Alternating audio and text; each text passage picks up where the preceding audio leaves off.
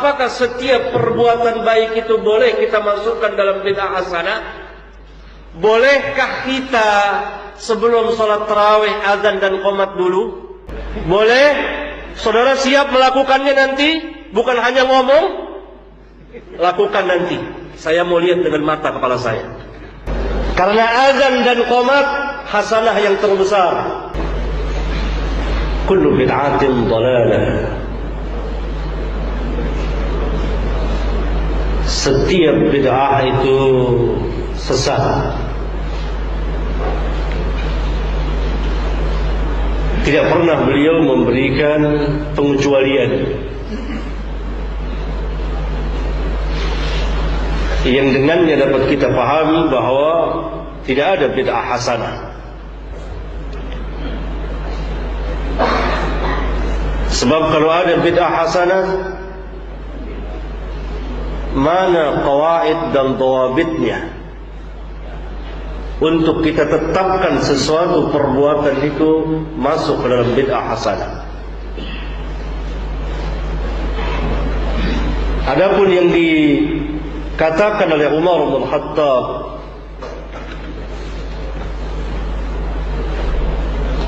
bukanlah bid'ah secara syar'iyyah, tapi bid'ah secara lugawiyah.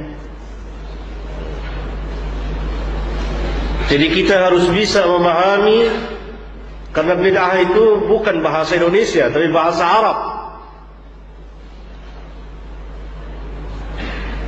Orang Arab sering mengucapkan lafaz bid'ah. Harus didudukkan apakah ucapan bid'ah itu bid'ah syar'iyyah atau lugawiyah. Secara lugah, lampu, pengeras suara dan lain-lain, bid'ah secara lugah, bukan secara syar'iyyah. Jadi harus kita pahami dengan baik. Perkataan Umar adalah bid'ah secara lugawiyah. Karena apa yang ditambah dari apa yang dilakukan oleh para sahabat. Rasulullah SAW salat di masjid, Rasulullah SAW salat berjamaah. Telah ada contohnya dari Rasulullah SAW. Umar tidak membuat yang baru.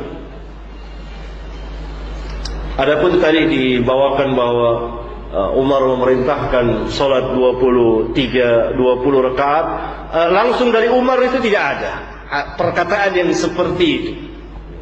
Tapi ada riwayat dikeluarkan oleh Imam Malik di kitabnya Al-Muwatta bahwa pada zaman Umar bin Khattab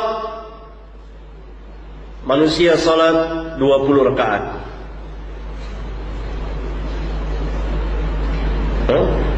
Setelah membawakan ini, maka Imam Malik membawakan riwayat yang lain,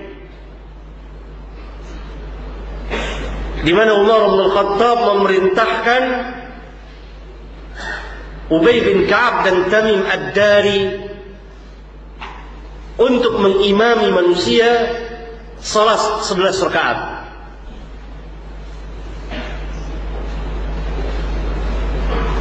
Kata ulama secara isnad, maka riwayat yang pertama dhaif, terputus sanadnya. Jadi kita harus bahas, Pak, secara ilmiah. Tentu tidak cukup waktu di sini untuk membahasnya. Dengan ilmu, dengan bukti-pembuktian ilmiah. Semuanya harus ada pembuktian ilmiah. Sebab mengucapkan sesuatu, membantah sesuatu, hal yang sangat mudah sekali, siapapun bisa melakukannya. Anak kita pun bisa melakukannya untuk sekedar membantah. Tapi pembuktian ilmiah, kita harus punya pembuktian ilmiah secara ilmu dan diuji. Dan itu perlu majelis khusus per masalah yang akan kita bahas. Atau di antara saudara-saudara ada yang mau ngebahas khusus dengan saya berdua kapan waktu, atau dengan Ustaz Yazid, ahlan wa sahlan. Kita duduk, kita bahas. Di hadapan kita ada kitab-kitab para ulama, kita bahas sesuai dengan tariqah ahli ilmu. Sangat bagus sekali, sangat menarik sekali, dan begitu ilmu. Kalau hanya mengucapkan au, saya kira anak-anak kita juga mampu. Ini kita majelis ilmu, bahas ilmiah.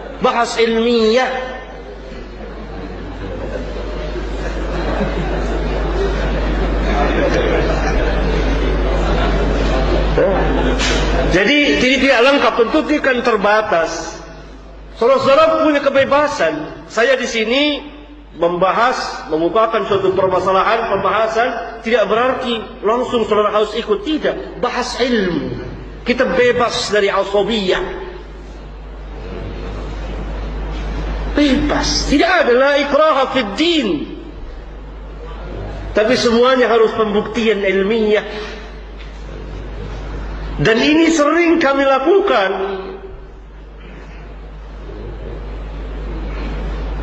Ya, maka itu yang saya katakan tadi yang Bapak terakhir membawakan, itu nggak ada riwayat seperti itu, nggak ada.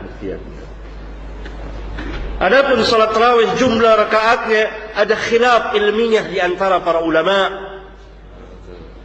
Khilaf ilmiah di antara para ulama dari jurusan riwayat dan dirayatul hadis. Karena itu harus kita masuk ke dalam pembahasan hadis. Kalau kita masuki ruang itu, saya bicara tentang munqati, tentang mursal, tentang mudallis, tentang dhaif, akan panjang. Di antara saudara-saudara barangkali belum ada yang mengerti. Ada yang mengerti, ada yang setengah mengerti. Tapi yang intinya adalah permasalahannya bid'ah. Nah, ini perlu kita uji. Kalau ada bid'ah hasanah, maka mana, saya bertanya, qawaid dan dawabitnya itu apa? Apakah setiap perbuatan baik itu boleh kita masukkan dalam bid'ah hasanah? Bolehkah kita sebelum sholat tarawih azan dan qomat dulu? Boleh? Saudara siap melakukannya nanti? Bukan hanya ngomong, lakukan nanti. Saya mau lihat dengan mata kepala saya.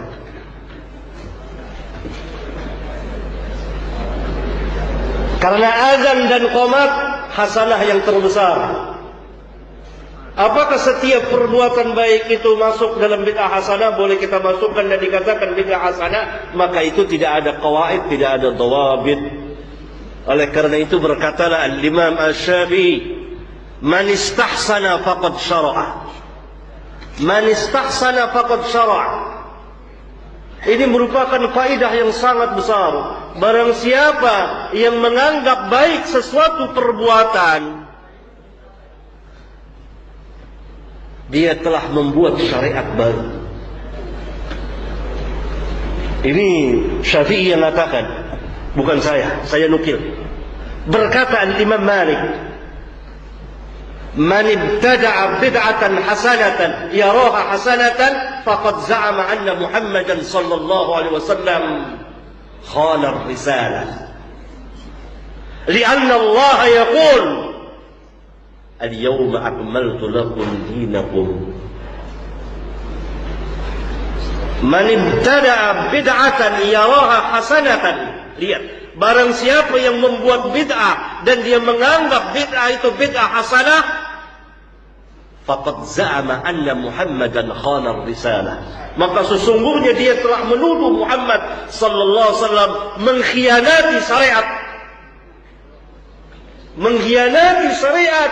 Kenapa? Kata Imam Malik, kenapa? Harus ada pembuktian ilmiah. Kenapa? Li'anna Allah yaqul al-yawma akmaltu lakum dinakum. Karena Allah berfirman, pada hari ini aku telah sempurnakan bagimu agamamu. Maka kalau ada bid'ah lain lagi, ada ajaran lain lagi, kita telah memberikan catatan kaki terhadap firman Allah.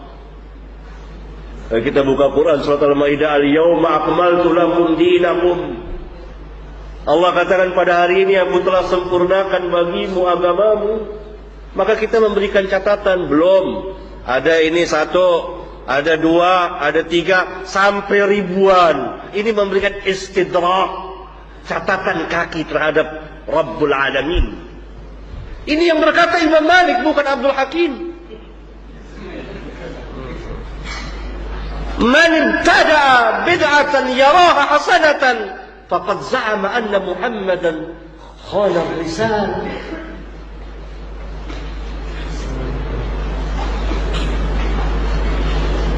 Karena itu tidak ada qawaid dawabitnya. Pertanyaan tadi dari LDII bahwa tentang dibukukannya Al-Quran. adapun dibukukannya Al-Quran, ini bukan bid'ah. Siapa yang mengatakan ini bid'ah lalu dimasukkan dijadikan dalil bid'ah hasanah? Tidak. Karena Al-Quran memang telah diperintah untuk dibukukan. Salah satu nama Al-Quran Al-Kitab. Apa arti Al-Kitab? Ad-Dhammu wal-Jam'u, mengumpulkan. Rasulullah SAW perintahkan untuk ini. Dan itu pertama. Yang kedua, ijma' sahabat jadi hujjah dalam agama. Yang ketiga, sunnahnya al-khulafa ar-rasyidin al-mahdiyin. Bukan kita, jangan dikiaskan antara kita dengan sahabat. Ini dalam ilmu usul namanya qiyas farid, qiyas ma'al farid. Qiyas yang berbeda dengan apa yang dikiaskan. Adapun nuktat itu memudahkan orang. Asalnya bahasa Arab gundul, nggak ada titik, nggak ada apa-apa. Kalau sampai sekarang begitu, saya dan penanya dan antum semua nggak bisa baca. Nggak ada titiknya, dimudahkan. Masalihul mursalah namanya kata ulama dalam ilmu usul. Bukan bid'ah lalu dimasukkan bid'ah hasanah. Ini mencari-cari. Walhasil tidak ada satupun perkataan dari sahabat yang mengatakan adanya bid'ah hasanah. Tidak ada dari tabi'in, tidak ada dari tabi'ut tabi'in, tidak ada dari a'immatul arba'ah. Yang ada sebaliknya tadi saya bawakan dua kaul dari perkataan Syafi'i dan gurunya Imam Malik. Sebab kalau ada, maka jadilah agama ini buah tambahan manusia. Maka saya tantang, berani tidak azan dan qomat sebelum sholat tarawih? Kalau itu bid'ah hasanah, lakukan di hadapan manusia. Kita mau tahu apa tindakan manusia kepadanya. Tidak ada. Karena itu hasanah. Kenapa tidak boleh? Jawabnya tentunya karena tidak ada sunnah dari Rasulullah SAW. Nah jawabannya adalah jawaban para ulama.